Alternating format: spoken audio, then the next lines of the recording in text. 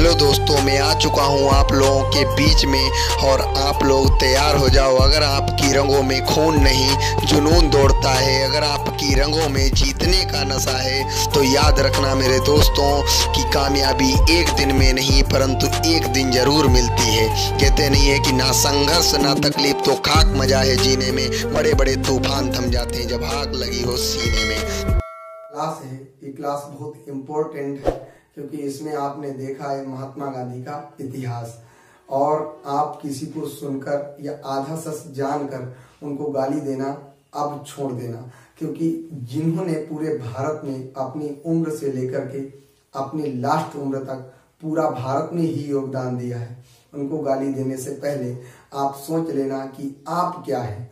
तो इस चीज को आप देखो, आपने ये भी चीज देखी है कि महात्मा गांधी के ही जो मतलब ताकत थी, जो आज आप इस धरती पर खड़े होकर के चप्पल पहन करके हवाई जहाज वाले को गाली देते हो, इसका मतलब है आपको ताकत कौन दे रहा था? महात्मा गांधी। तो इस चीज को बहुत ध्यान रखना। तो आप लोगों के बीच में मैं आया हूँ महात्मा गांधी की पूरी क्लास लेकर के। ये तो हमें नहीं पता कि एक ही क्लास में आपका ये कंप्लीट कर देंगे, लेकिन हाँ ये है कि आपकी लगातार क्लासें आएंगी जिससे आपका महात्मा गांधी का जितना भी रिप्रोडक्शन वो इम्पोर्टेंट चीजें हैं वो सब बता देंगे, उनका जन्म, क्या चीजें उन्होंने की थी। और इसी के उपलक्ष्य में आपको पता होगा कि इस टाइम होली का भी दिन आ चुका है। तो आप सभी को ढेर सारी शुभकामनाएं होली की, और आप सभी को बहुत बहुत लाख लाख बधाइयां, हैप्पी होली एडवांस। तो याद रखना, इस क्लास को भी आप एक किस्म से यही समझ लेना कि महात्मा गांधी का रंग अब आपके ऊपर चढ़ेगा। तो ये भी याद रखना। दूसरी चीज, आप अपने हौसले को गिरने मत देना। हौसला अगर गिर गया तो आप गिर गए। तो याद रखना, मंजिल ने कहा हौसलों से कि तेरी इतनी औकात नहीं, हौसलों ने मंजिल की आंखों में आंखें डाल के बोला चल झूठी, तेरी इतनी औकात नहीं। तो याद रखना, पूरी शिद्दत से पढ़ना, जब तक पढ़ना मेरे साथ मेरे ही तरीके का जुनून लेकर के। आपके अंदर कितनी क्षमता है ये आज खुद पता चल जाएगी आपको भी, और आप कितना शिद्दत से पढ़ते हैं। दूसरी चीज, इस क्लास को या इस कोचिंग के नाम को आप अपने आप शेयर भी कर देना, और पड़ोस में ही सब्सक्राइब का बटन है उसको दबा देना, बेल आइकन का बटन है लाइक भी कर देना, और घंटी भी बजा देना। तो आप लोगों का ये कर्तव्य है, अगर आप लोग ये नहीं करेंगे तो अगली बार हमको कैसे ताकत मिलेगी।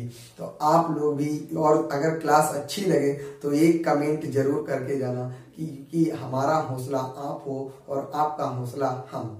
तो आप लोग भी हमारे एक परिवार हैं और आपके परिवार का सदस्य हम।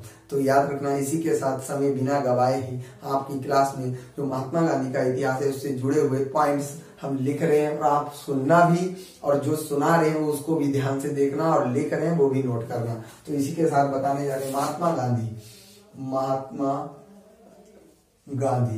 महात्मा गांधी का जन्म कहाँ कब हुआ था? पहले तो ये तो सभी को पता होगा, महात्मा गांधी का जन्म 2 अक्टूबर 1869 को हुआ था। 2 अक्टूबर 1869 को हुआ था। लेकिन इनके पिता एक दीवान थे, वो भी कहाँ? गुजरात के पोरबंदर में। पोरबंदर के एक मतलब अच्छे खासे दीवान थे, और दीवान का मतलब ये होता है मैनेजर पॉइंट, मतलब बढ़िया अच्छा खासा पद था। तो इसी के साथ इनके पिता का नाम याद भी रखना, करमचंद गांधी। महात्मा गांधी के पिता का नाम करमचंद गांधी था, और इनकी माता का नाम पुतली बाई था। क्या नाम था? पुतली बाई। तो पिता कौन हो गए? करमचंद गांधी, माता का नाम पुतली बाई मतलब एक हाउस वाइफ थी। आप लोग भी जानते होंगे कि ज्यादातर जो मम्मी है या माता जी हैं, 90% भारत में लोगों की माँ जो है वो क्या है? हाउस वाइफ भी है, और 10% लगभग आप 10% देखोगे जो जॉब वगैरह कर रही होती हैं। तो ये माता जी की जो थी वो एक हाउस वाइफ थी, और ये कौन थे? दीवान थे। दीवान कहाँ के थे? पोरबंदर में।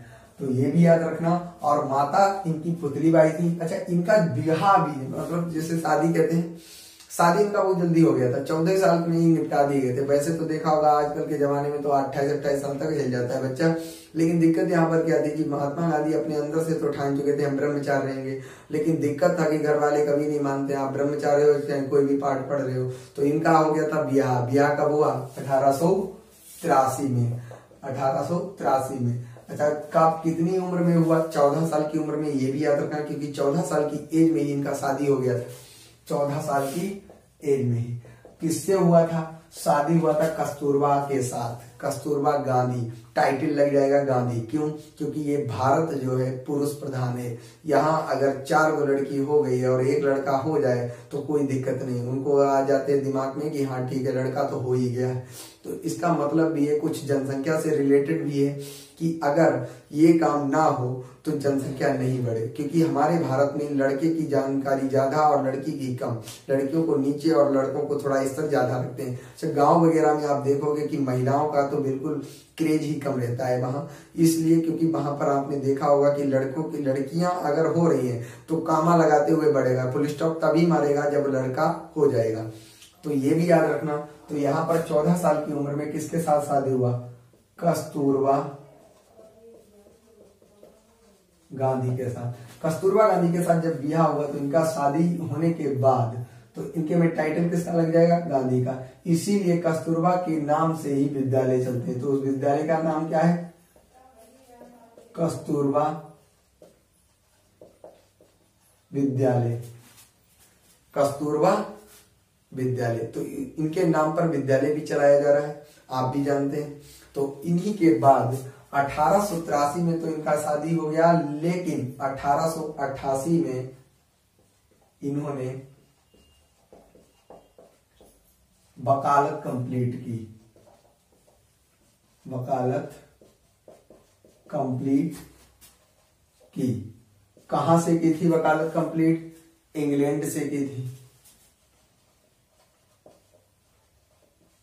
इंग्लैंड से। तो 1888 में इन्होंने वकालत को कंप्लीट किया। कहां से? इंग्लैंड से कंप्लीट किया। तो ये भी याद रखना कि 1888 में ये वकालत तो कंप्लीट करके और कब आ गए थे भारत में? भारत आए 1891 में। 91 में ये भारत आया और गुजरात के सुप्रीम कोर्ट के, क्योंकि ये सुप्रीम कोर्ट के वकील थे। अच्छा, आपने देखा भी होगा कि जो सुप्रीम कोर्ट का वकील तो बहुत बड़ी चीज हो गया है। वरिष्ठ वकील थे, फिर एक तो सुप्रीम कोर्ट के वकील, दूसरे वरिष्ठ वकील। और वकील जिसके लग जाए तो उसके हटने वाली है ही नहीं। अंग्रेज बहुत डरते थे इनसे, क्योंकि ये वकील थे। और दूसरी चीज, वकीलों से वैसे भी वो डरते ही रहते थे, क्योंकि इनके गुरु कौन थे? गोपाल कृष्ण गोखले, जिनको ये बहुत ही मानते थे, इनकी बातों पर चलते थे, उनके आचरणों को मानते थे। आजकल का तो स्टूडेंट देखोगे तो किसी गुरु का नहीं मानता, अपने ही लेके चलेगा, चलो अपना अपना झंडा लेके चलेंगे, सब अलग अलग चीज का लेके घूमता है। तो आप इस चीज को ध्यान रखना। इन्होंने भारत तो आए थे 1891 में, किस चीज को सीख के आए थे? वकील, वकालत, मतलब वकालत वकील बन के आए थे। वो भी कौन से वकील? सुप्रीम कोर्ट के वकील। सुप्रीम कोर्ट का वकील आप देखोगे, हाई कोर्ट का वकील तब भी नॉर्मल होता है, क्योंकि उसे अपने स्टेट का देखना है। लेकिन सुप्रीम कोर्ट का वकील पूरे भारत का निपटा देगा, बढ़िया से अच्छे से निपटा देगा। तो भारत के वकील थे। 1891 में भारत आए। और सोच के देखो, जो गालियां देते हैं वो याद करके देख लें। हम तो उनसे एक बात ही कहेंगे कि अगर उनके अंदर हिम्मत है तो वो जाकर के इस टाइम खाली टहल के ही आ जाए साउथ अफ्रीका। और टहलने के लिए पैसे नहीं है, गाली देगा महात्मा गांधी को। जबकि ये भारत 1891 में कहाँ गए थे? टहलने नहीं, पढ़ने गए थे। कहा? साउथ अफ्रीका में पढ़ के आए थे। उस टाइम की सिचुएशन के आधार पर अगर देखा जाए तो महात्मा गांधी के अंदर कितनी क्षमता थी। तो आप भी याद रखना, 1891 में आए, लेकिन यहीं पर एक घटना घट गई। एक गुजरात के ही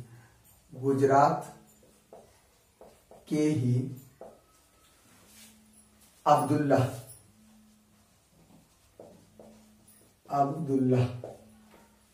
गुजरात के ही एक अब्दुल्ला थे, जो एक बहुत बड़े व्यापारी थे।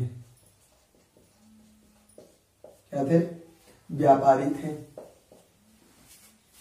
गुजरात के एक अब्दुल्ला जो थे, एक व्यापारी थे, बहुत बड़े व्यापारी थे।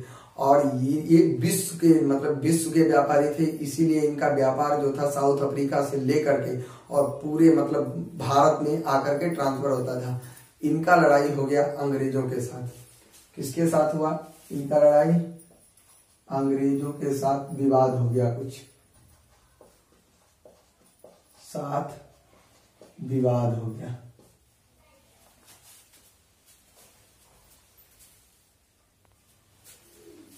अंग्रेजों के साथ विवाह हो गया, विवाद हो गया। और विवाद होने के चक्कर में ये व्यापारी भी थे, तो अंग्रेजों के साथ विवाद हुआ। तो यहाँ पर एक चीज और याद रखना कि महात्मा गांधी जिनके, क्योंकि शादी हुआ था तो 4 लड़के भी थे, 4 लड़के, 4 लड़कों का नाम क्या क्या था? एक लड़के का नाम था इनका, 2 लड़के का नाम थे लाल और 2 थे दास। लाल कौन कौन थे? एक मनीलाल,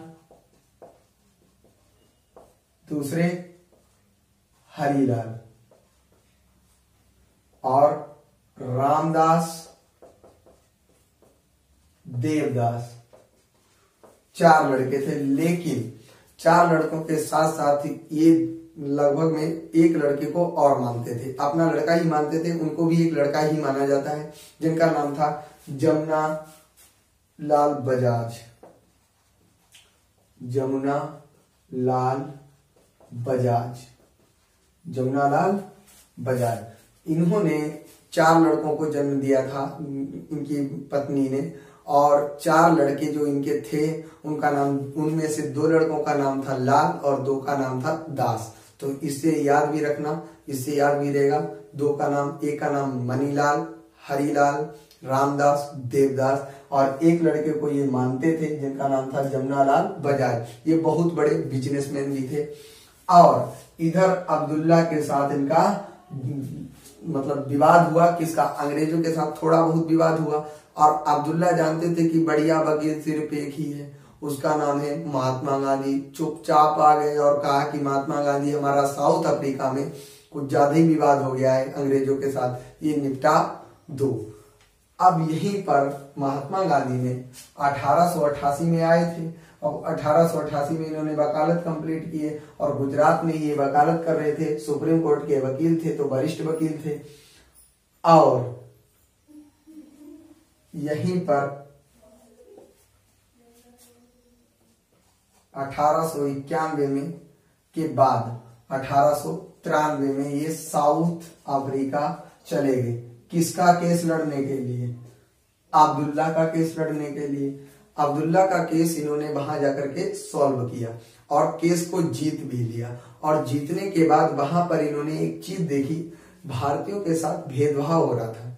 भेदभाव का मतलब, क्योंकि हम भारतीय जो लोग थे इनको गुलाम करके या गुलाम बना करके भेज दिया जाता था, साउथ अफ्रीका, इंग्लैंड ऐसे देशों में भेज दिया जाता था। वहां पर ये अंग्रेज बहुत अत्याचार करते थे भारतीयों के साथ, बड़ा दिक्कत होता रहता था। तो दिक्कत में इन्होंने देखा कि वहां भारतीयों के साथ बहुत भेदभाव हो रहा है, कस के जबरदस्त भेदभाव हो रहा है। क्योंकि जो अंग्रेज थे ये सब पढ़े लिखे थे, वो एजुकेशन के मामले में बहुत आगे थे। हमारे यहाँ एजुकेशन इतनी महंगी कर दी गई है कि जिसका कोई विचार ही नहीं। अगर कोई पढ़ना भी चाहता है तो वो भी दिक्कत में रहता है कि पढ़े कैसे, पैसे नहीं है, तो पैसा के चक्कर में पढ़ ही नहीं पाता है, जब आधा हिल जाता है। ज्यादातर देखा होगा कि छोटे छोटे बच्चे इधर उधर घूमते रहते हैं, कचरा वगैरह बीनते हैं, उन पर ध्यान देना चाहिए, सरकार को भी ध्यान देना चाहिए और हम लोगों को भी ध्यान देना चाहिए। अब यहाँ पर दिक्कत हुआ कि वहाँ एजुकेशन का लेवल इतना गिरा हुआ था, इतना गिरा हुआ था कि भिंडी की तरह था, बिल्कुल इंसान को नहीं समझ रहा था। अब ये लोग थोड़ा मतलब एजुकेशन में भी सही, और बच्चे तो कम थे ही अंग्रेजों के, लेकिन इनमें एक खराबी थी, सोसाइटी बैकअप नहीं था। सोसाइटी बैकअप का मतलब ये होता है कि सोसाइटी में इनके पास उतनी क्षमता नहीं थी कि ये मतलब एक बाप और बेटे का रिलेशन, एक माँ और बेटे का रिलेशन गड़बड़ रहता है। आपने देखा होगा अंग्रेजवा सबका सब मनाता है फादर्स डे। फादर्स डे इसका मतलब है, हमको तो समझ में नहीं आता है। फादर्स डे का मतलब इन लोगों में ये होता है अंग्रेजों में कि वो पूछता है, लड़का जन्म लेगा कुछ दिनों के बाद पूछेगा फादर्स डे पर कि जब हमारा जन्म हुआ था तब तुम कहाँ थी? तो आपको ये समझ में नहीं आता है। लड़की जन्म लेगी और मदर्स डे मनाएगी तो कहेगी तुम किसके साथ थी? ये तो सिस्टम है, हमारा कल्चर नहीं है। हम लोगों का कल्चर ऐसा है ही नहीं। आपने देखा होगा कि कहीं भी आप भारत में रहते तो इतना तो आपको पता ही होगा, रामायण वगैरह आपने सब चीजें देखी होगी। हमारे यहाँ लड़की को बहुत बड़ा सिस्टम माना जाता है कि वो बहुत सम्मानित चीज है। आप वो उनका कल्चर है। और देखो कभी भी आप एक चीज पर बहुत ध्यान देना कि अंग्रेज कभी भी तुमको टॉर्चर नहीं करेगा कि मेरा धर्म मानो। धर्म मानने के लिए आप कभी धर्म मनाते ही, धर्म मानने के लिए वो कभी नहीं कहेगा, वो कहेगा मेरा कल्चर फॉलो कर लो। कल्चर का मतलब भारतीय कल्चर को बहुत मन से फॉलो करता है। आपने देखा होगा कि कल्चर के पीछे जो भागेगा मतलब वो धर्म को भुला जाएगा। और धर्म का मतलब है हम लोग धर्म को ज्यादा मनाते भी नहीं, क्योंकि त्योहार हैं कितने, 4-5 गो तो त्योहार है, त्योहारों में ही तो धर्म को मनाते हैं, फिर कल्चर को ही मनाते हैं। अंग्रेज कभी नहीं कहेगा कि तुम हमारा धर्म अपना लो, कल्चर को अपना लो, बहुत चीजें सॉल्व हो जाती हैं। तो वो लोग सिर्फ सोचते कल्चर अपना लो। वैलेंटाइन डे के दिन उनका नया ब्याह हो जाता है। आपने आज वैलेंटाइन डे का मतलब कुछ भी नहीं है, लेकिन सबका सब दूसरा अलग से मनाता घूम रहा है, जबकि ऐसा नहीं होना चाहिए। उनके कल्चर में विभेद करोगे, उनके धीरे धीरे उन्हीं के हो जाओगे। इसका मतलब है कि आप कल्चर को बहुत शिद्दत से देखो। और दूसरी चीज आपने देखा होगा वैलेंटाइन डे सब जितना भी डे है आलतू फालतू का डे जो मनाता है वो उल्टा टेढ़ा है। अरे हम उस भारत के नागरिक हैं, उस भारत की संस्कृति से हम लोग जुड़े हुए हैं। जहाँ अंग्रेजों में तो लड़की का कुछ रेप वगैरह है, कुछ सिस्टम ऐसा हो जाता है तो इन लोगों में कैंडल वगैरह निकलते हैं। अरे हम उस भारत से हैं जहाँ कैंडल तो कैंडल छोड़ो, वो लंका जला देते हैं, लंका जलाने वाले हम लोग हैं। इसका मतलब समझो कि हम लोग कल्चर से जुड़े हुए थोड़ी ना उनके कल्चर को फॉलो करेंगे। भारतीय लोग हैं, हमारी संस्कृति बहुत ताकतवर है, हमारे अंदर का लोहा अलग है। आप ये भी ध्यान रखना। अब इधर 1891 के बाद 93 में महात्मा गांधी चले गए थे किसका केस लड़ने, अब्दुल्ला का केस को भी जीत लिया। वहां पर महात्मा गांधी ने देखा कि हमारे लोगों के साथ बहुत ही गलत चीजें हो रही हैं, जिसके तहत ये सब नहीं होना चाहिए। एनआरसी एक प्रकार का एक्ट चल रहा था, एनआरसी की तरह, जैसे एनआरसी एक हमारे भारत में आया था, इसी तरीके का उस टाइम पर साउथ अफ्रीका में चला रहे थे। कौन? अंग्रेज चला रहे थे। फिर महात्मा गांधी को कुछ समझ में नहीं आया कि आखिरकार हो क्या रहा है, ये लोग कैसे भेदभाव करें। तो जाकर के महात्मा गांधी ने 1904 ईस्वी में वहां पर फिनिक्स फॉर्म की स्थापना कर दी। फिनिक्स फॉर्म इसका गठन किया और नाटियाल कांग्रेस की स्थापना की। नाटियाल कांग्रेस की स्थापना करने के बाद और फिनिक्स फॉर्म की स्थापना करने के बाद इन्होंने उन मजदूरों के साथ में खड़े होने का निर्णय ले लिया। अब यहीं पर नाटियाल कांग्रेस के पड़ोस में एक प्रकार का छोटा सा स्टेशन है जिसे कहते हैं पिट्स मार्टिन वर्ग। पिट्स हमने शॉर्ट फॉर्म में लिख दिया, पिट्स मार्टिन वर्ग। इस स्टेशन के पास महात्मा गांधी ने फर्स्ट क्लास की सीट लेकर के ट्रेन के अंदर बैठे हुए थे। अच्छा, अंग्रेजों ने इनको ढकेल दिया। ढकेलने का मतलब उस पे सीट पर लिखा हुआ था Indian and dog not allowed. अब ये लिखा हुआ था, महात्मा गांधी वकील थे, इन्होंने तुरंत ही केस जाकर के कर दिया इंग्लैंड में केस किया और कहा, इंग्लैंड की सरकार से कहा कि अगर आपके यहाँ Indians and dogs not allowed लिखा हुआ था तो ये रेलवे का अधिकारी चोट्टा, इसने हमको टिकट क्यों दिया, टिकट क्यों भेजा? अगर इसको पता था कि ऐसा है तो आप टिकट मत भेजते। तो इसी बात पर उन्होंने अंग्रेजों ने माफी मांगी।